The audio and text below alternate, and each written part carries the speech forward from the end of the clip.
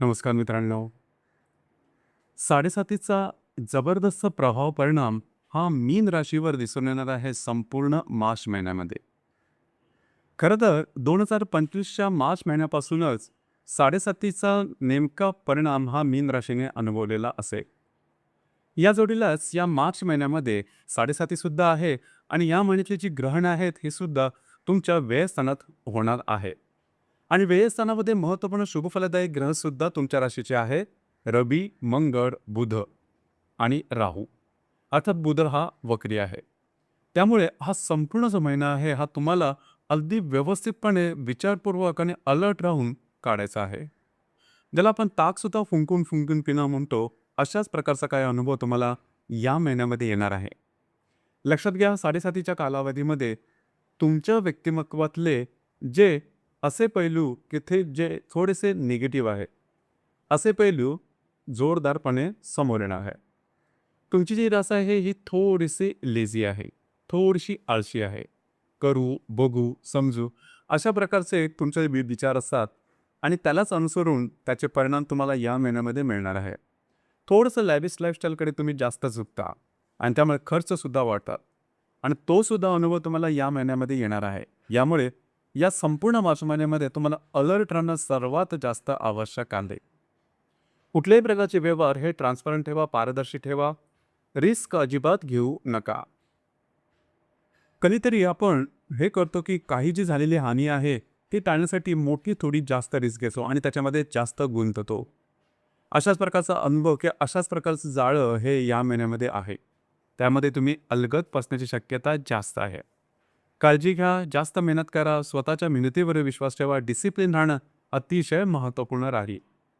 ज्यावेळेस काळ किंवा वेळ आपल्याबरोबर नसते त्यावेळेस आपल्याला स्वतःमध्ये बदल करून घेणे आवश्यक असतात आणि तीच वेळ मार्च महिन्यामध्ये मीन राशीकरता आलेली आहे. हा जो संपूर्ण महिना आहे हा मीन राशीसाठी नेमका कशा प्रकारे जाईल, तुमच्या आयुष्याचं असं नेमकं कोणतं क्षेत्र आहे की जे सर्वात जास्त प्रभावित होणार आहे, या संदर्भातली खुलासेवा चर्चा आपण या व्हिडिओमध्ये करणार आहोत. सुरुवातीला आपण चर्चा करू की तुमचे जे स्वास्थ्य आहे मानसिक किंवा शारीरिक हे नेमकं कशा प्रकारचं राहील. जसं की तुमच्याच राशीमध्ये शनी, नेपच्यून आणि शुक्र भ्रमण करत आहे. 15 तारखेनंतर रवी सुद्धा येणार आहे. राशीचा षष्टेश हा सुद्धा रवी आहे आणि राशीचा जो अष्टमेश आहे शुक्र हा सुद्धा तुमच्याच राशीमध्ये भ्रमण करत आहे. याच्या जोडीला व्ययस्थानामध्ये होणारी ग्रहण आणि मंगळ. एकंदरीतच सांगायचं झालं तर थोडंसं मानसिक तणावाखाली या महिन्यामध्ये जास्त असतात आणि त्याचा परिणाम तुमच्या शरीरावरती किंवा आरोग्यावर जास्त प्रमाणात दिसेल. जे मी सुरुवातीला सांगितलं की थोडंसं लॅविश लाईफस्टाईल किंवा बिनधास्तपणा हा थोडासा बाजूला ठेवावा लागेल तुम्हाला. शिस्तप्रिय जीवन किंवा शिस्तप्रिय जो तुमचं दैनिक शेड्यूल आहे, हे शिस्तप्रियता त्यामध्ये आणावी लागेल. नाहीतर गोष्टी आणखी जास्त कॉम्प्लिकेटेड होऊ शकते. अर्थात आत्तापर्यंत सुद्धा तुम्ही अनुभवलेलं असेल की हळू तुम्ही 7:30च्या वेळकामध्ये येत आहात. हा वेळ का जास्त घट्ट होऊ नये असं जर वाटत असेल, तर या महिन्यामध्ये सुद्धा तुमच्याकडे वेळ आली. सगळ्यात महत्त्वाचं म्हणजे तुमच्या राशीचा जो स्वामी आहे गुरु, तो आता मार्गस्थ होणार आहे 11 तारखेनंतर. त्यामुळे सतसत विवेक बुद्धी तुम्हाला नक्कीच या संदर्भात साथ देईल. म्हणजे तुम्ही ज्या वेळेस काही गोष्टी कराल, त्यावेळेस तुमचा अंतस्थ जो आत्मा आहे किंवा सतसत विवेक बुद्धी आहे, ती तुम्हाला नक्कीच जागृत करेल, की एखाद्या गोष्टीचे निर्णय नेमके कशा प्रकारचे घ्यायचे. यानुसार काम करा आणि फक्त आणि फक्त प्रलोभनाच्या मागे जाऊन चुकीचे निर्णय मात्र घेऊ नका. फसलं जाणं, फसवलं जाणं, मिसगाईड होणं, भ्रमित होणं अशा प्रकारचे काहीचे अनुभव तुम्हाला या महिन्यामध्ये मिळणार आहे. त्या संदर्भात अलर्ट राहणं अत्यंत गरजेचं राहील. यानंतर आपण चर्चा करू की तुमचा जो आर्थिक स्तर आहे हा नेमका कशा प्रकारचा राहील. जसे की तुमच्या राशीचा सगळ्यात महत्त्वपूर्ण ग्रह मंगळ हा तुमचा भाग्येश पण आहे. हा तुमच्या व्ययस्थानात असणार आहे संपूर्ण महिन्यामध्ये. राशीचा जो अष्टमेश आहे शुक्र हा तुमच्याच राशीमध्ये भ्रमण करतो आहे आणि लाभेश सुद्धा तुमच्याच राशीमध्ये भ्रमण करतो आहे शनी. एकंदरीत सांगायचं झालं फायनान्शियल क्रंचेस या मध्ये बऱ्याच प्रमाणात येणार आहे. अतिरिक्त खर्च वाढणार आहे. याआधी जर का तुम्ही काही कर्ज घेतलेले असतील, पैशाच्या संदर्भातले काही व्यवहार केलेले असेल, ते तुमच्या अंगाशी येऊ शकते.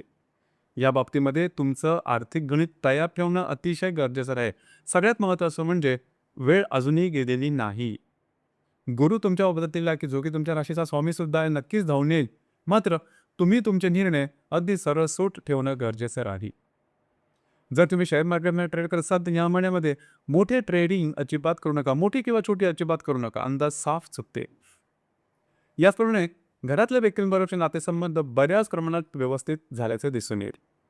मात्र घरात ज्या मोठ्या व्यक्ती असतील, वडीलधाऱ्या व्यक्ती असतील, त्यांच्या आरोग्याकडे लक्ष द्या.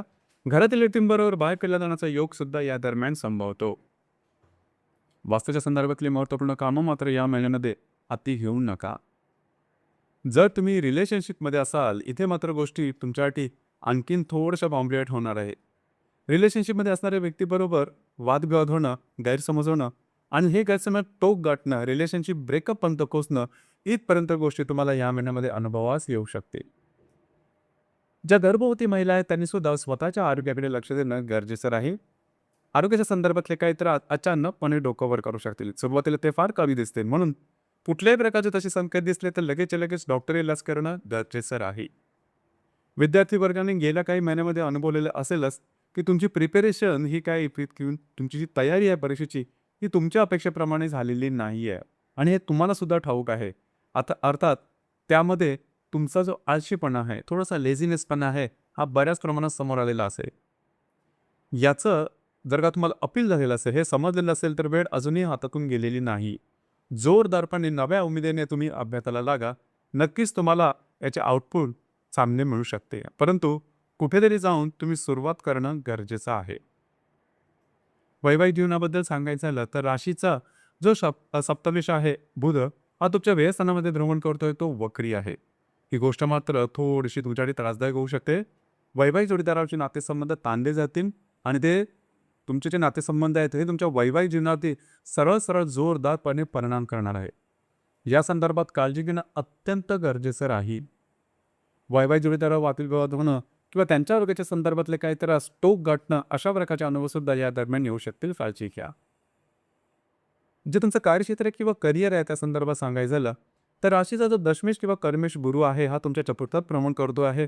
सध्या तो मार्गस्थ होईल 11 तारखेनंतर.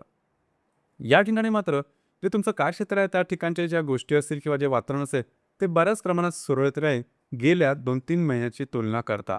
तरीसुद्धा एकंदरीत सांगायचं झालं तर महत्त्वपूर्ण जे काही ग्रहयोग आहे ते तुमच्या सध्या विरोधात आहे आणि ग्रहसुद्धा तुमच्या व्ययस्थानात आहे आणि तुमची राशी 7.5मध्ये चाललेली आहे. या सर्वांना अनुसरून साधारणतः महत्त्वपूर्ण कुठलेही निर्णय घेऊ नका, रिस्क घेऊ नका, वादविवादात जाऊ नका. ही गोष्ट फार महत्त्वपूर्ण राहील स्वतःच्या आरोग्याकडे. त्याचप्रमाणे जे तुमची रिलेशनशिप आहे ना ते वैवाहिक असो किंवा लव्ह लाईफ या संदर्भात काळजी घेणं, अलर्ट राहणं महत्त्वपूर्ण राहील. यानंतर आपण चर्चा करू ग्रहयोग आणि त्याचे मिळणारे प्रभाव पडणार नेमके कशा प्रकारचे राहतील. दिनांक 5 तारखेला रवी आणि गुरुचा त्रिकोण योग होणार आहे. घरातील व्यक्तींबरोबरचे नातेसंबंध सुधारतील. घरातील व्यक्तींबरोबर बाहेर फिरत जाण्याचा योग सुद्धा संभवतो. काही चांगले धार्मिक आध्यात्मिक अनुभव सुद्धा तुम्हाला या दरम्यान मिळू शकते. दिनांक 7 तारखेला नेपच्यून आणि शुक्राची युती ही तुमच्याच राशीमध्ये होणार आहे. भावनेच्या आहारी जाऊन काही चुकीचे निर्णय घेण्याची शक्यता या दरम्यान जास्त राहील. काळजी घ्या. खर्चावर नियंत्रण ठेवा. दिनांक 8 तारखेला शनी आणि शुक्राची युती ही तुमच्याच राशीमध्ये होणार आहे. लक्षात घ्या या दरम्यान सुद्धा थोडंसं खर्चिक वातावरण तयार होईल. अनावश्यक खर्च जास्त होते. त्याचप्रमाणे पैशाची निकड ही जास्त प्रमाणात जाणवेल. कर्ज घेणं, जामीन राहणं या संदर्भात सुद्धा काळजी घेणं अतिशय गरजेचं राहील.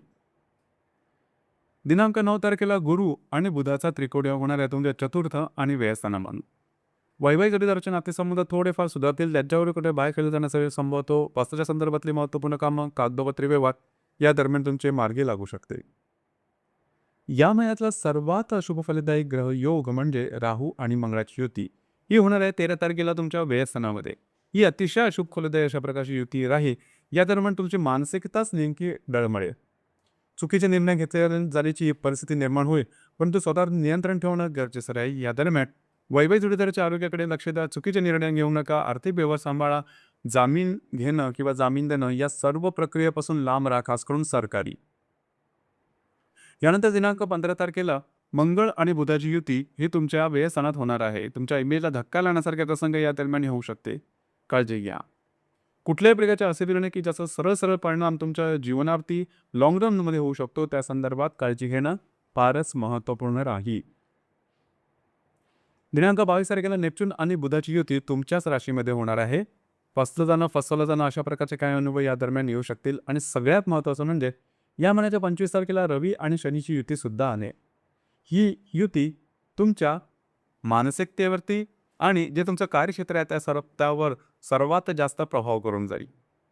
अलर्ट राहा आणि स्वतः डिसिप्लिन राहणं मात्र फारच गरजेचं राहील. या महिन्यातलं जे ग्रहण आहे ते पौर्णिमेला दिनांक 3 तारखेला तुमच्या व्ययस्थानात त्याचा प्रभाव असणार आहे आणि जी अमावस्या आहे ती 19 तारखेला आहे.